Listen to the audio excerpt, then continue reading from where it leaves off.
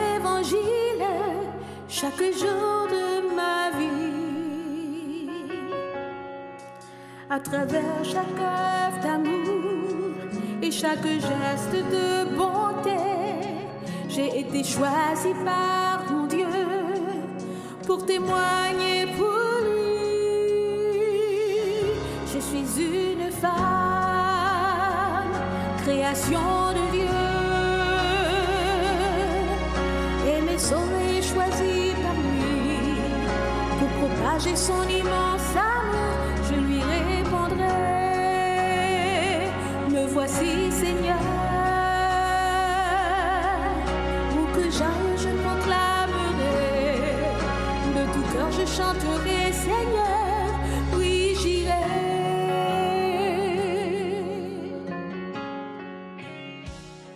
Bonsoir à tous, voici le thème numéro 3, le devoir le plus important du croyant. Le texte de base se situe dans 1 Pierre 4, versets 8 et 9. Avant tout, ayez les uns pour les autres une ardente charité, car la charité couvre une multitude de péchés. Exercez l'hospitalité les uns envers les autres sans murmure. Nous avons vu hier la première partie du message de Pierre concernant notre préparation pour l'éternité en cette fin des temps, où il nous encourage à être sérieux, lucides et sobres dans notre vie de prière. Aujourd'hui, nous poursuivrons son message et nous verrons à quel point notre relation avec les autres est importante dans notre marche vers l'éternité. Dans les 2 versets de notre texte de base, Pierre fait ressortir 2 principes de vie que devrait avoir un enfant de Dieu. Premièrement, l'amour fervent envers les autres. Dans notre marche avec Jésus vers l'éternité, nous ne pouvons pas faire une impasse à l'amour. L'amour est le devoir le plus important d'un croyant. Nous sommes appelés à aimer d'un amour ultime et Pierre utilise le mot ardent pour décrire la profondeur de l'amour des croyants les uns pour les autres. Ardent signifie donner le maximum d'efforts. Vous pouvez imaginer combien il devait être difficile pour les chrétiens au temps de Pierre d'avoir un amour fervent pour les Romains par rapport à tout le mal que les Romains leur ont fait. Vous avez peut-être aussi vécu une expérience où vous avez trouvé difficile de rechercher le plus grand bien pour quelqu'un qui vous déteste. C'est plus facile d'aimer les gens qui nous aiment, mais il est si difficile et des fois même impossible d'aimer ceux qui nous haïssent. Pourtant, la Bible nous dit d'aimer nos ennemis et de les pardonner.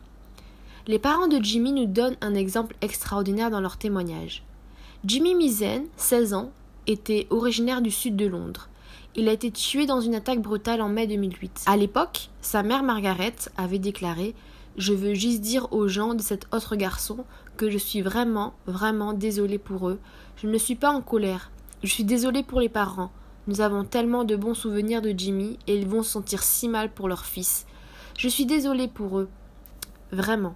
Les gens me demandent toujours pourquoi je ne suis pas en colère, mais je leur dis que la colère a tué mon fils. Si j'étais en colère, je serais comme ce garçon et il y a trop de colère dans ce monde. » À l'occasion du premier anniversaire du meurtre, le père de Jimmy a déclaré « Aujourd'hui pour nous, c'est un message de paix, un message de changement vers lequel nous avons travaillé progressivement au cours de l'année. Si la volonté de ce pays le permet, nous pouvons changer la situation. Cela concerne tout le monde. Si quelqu'un est tué dans votre parc local ou dans votre magasin local, alors cela vous concerne. Nous ne sommes pas arrivés là du jour au lendemain. Ce problème est le résultat de 20 ou 30 ans de mode de vie de la société, mais nous pouvons le changer. L'amour chrétien est quelque chose sur lequel nous devons travailler, tout comme un athlète travaille sur ses compétences. Ce n'est pas une question de sentiment émotionnel, bien que cela soit inclus, mais de volonté dévouée. L'amour chrétien signifie que nous traitons les autres comme Dieu nous traite. L'amour couvre une multitude de péchés. Quelles sont les choses les plus merveilleuses qui arrivent lorsque nous nous aimons d'un amour fervent ? Le texte continue et dit qu'une multitude de péchés est couverte. Qu'est-ce que cela signifie ? Premièrement, cela signifie que lorsque nous aimons, nous ne haïssons pas, nous ne faisons pas du mal et ainsi nous ne péchons pas. Deuxièmement, cela signifie que lorsque nous aimons, nous vivons avec un esprit de pardon. Nous ne vivons pas avec un esprit de rancune et impardonnable. Troisièmement, cela signifie que lorsque nous aimons, nous avons plus de chances d'atteindre ceux qui nous font du mal et ainsi les conduire à Christ et à une vie d'amour. L'amour attire sur nous la miséricorde de Dieu. L'amour ne veut pas que les autres soient exposés, il couvre une multitude de péchés et s'efforce de supprimer les barrières entre les personnes. L'amour fervent qui couvre le péché est mentionné pour la première fois dans Proverbe 10, le verset 12. La haine suscite les querelles, mais l'amour couvre tous les péchés. En d'autres termes, la seule condition pour avoir un amour fervent est le pardon. Vous ne pouvez pas haïr et pardonner en même temps. Ainsi, si vous pardonnez, la haine disparaît et vous pouvez plus clairement rechercher le bien spirituel de la personne. Deuxièmement, l'hospitalité. Pierre ajoute au texte un point très pratique, la nécessité de l'hospitalité. C'est une façon de rendre l'amour très concret et de le mettre en action. Les premiers croyants devaient ouvrir leurs maisons les uns aux autres, sinon l'Église aurait du mal à survivre. La Bible décrit l'hospitalité comme le fait d'accueillir des étrangers dans sa maison, ce qui était une pratique courante au 1er siècle afin que les chrétiens en voyage aient toujours un endroit accueillant pour dormir et manger. Ainsi Pierre leur demandait d'exercer l'hospitalité les uns envers les autres sans murmure. L'apôtre Jacques aussi avait appelé les gens qui étaient dispersés à cause de la persécution à prendre soin les uns des autres et à ne pas se plaindre. Il les rappelait que la venue de Christ était proche et ils avaient besoin de changer leur attitude les uns envers les autres. Ces gens faisaient la guerre et se battaient les uns contre les autres. Et Jacques disait « Vous aussi, soyez patients et affermissez vos cœurs, car l'avènement du Seigneur est proche. Ne vous plaignez pas les uns des autres frères, afin que vous ne soyez pas jugés. Voici le juge est à la porte. » Jacques 5, versets 8 et 9. Aujourd'hui encore, nous pouvons être prompts à nous plaindre lorsque les gens demandent de notre temps, notre attention, nos biens. Mais c'est vraiment le moment où notre amour est mis à l'épreuve. Si nous voulons maintenir une église aimante et attentive et un ministère dynamique, nous devons pratiquer la communion fraternelle dans nos maisons. Nous devons témoigner de la gentillesse et être accueillantes envers les autres. En fait, la Bible nous encourage à utiliser nos maisons comme des centres de fraternité, de communion et d'épanouissement pour les autres et nous donne beaucoup d'exemples du temps de Jésus. Luc 24, verset 30 à 31, Luc 22, verset 11, Luc 4, verset 38 à 41. Jésus, notre parfait exemple. Jésus est notre parfait exemple.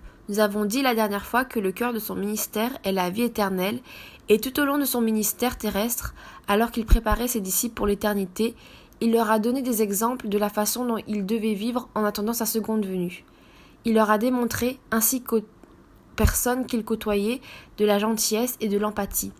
Il a montré la profondeur du véritable amour en guérissant, en nourrissant, en étant compatissant, en intercédant auprès du Père, en chassant des démons et bien d'autres actes d'amour. Sa mission était de servir les pauvres, les malades et les personnes en détresse.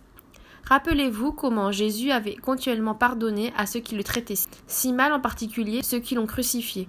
Luc 22, verset 34. Nous pouvons voir également l'amour fervent de Dieu pour Israël tout au long de l'Ancien Testament, et cet amour est toujours présent et continuera jusqu'à l'éternité.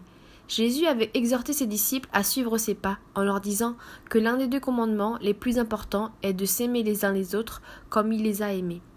Le même commandement et la même exhortation s'appliquent à nous aujourd'hui.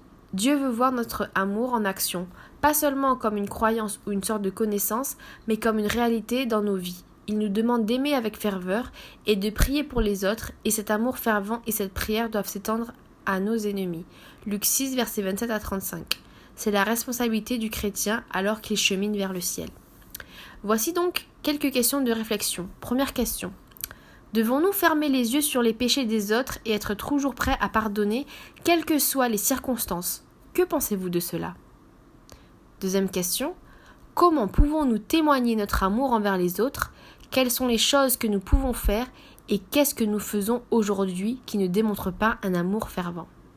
Merci de votre attention et je vous donne rendez-vous demain pour le prochain sujet.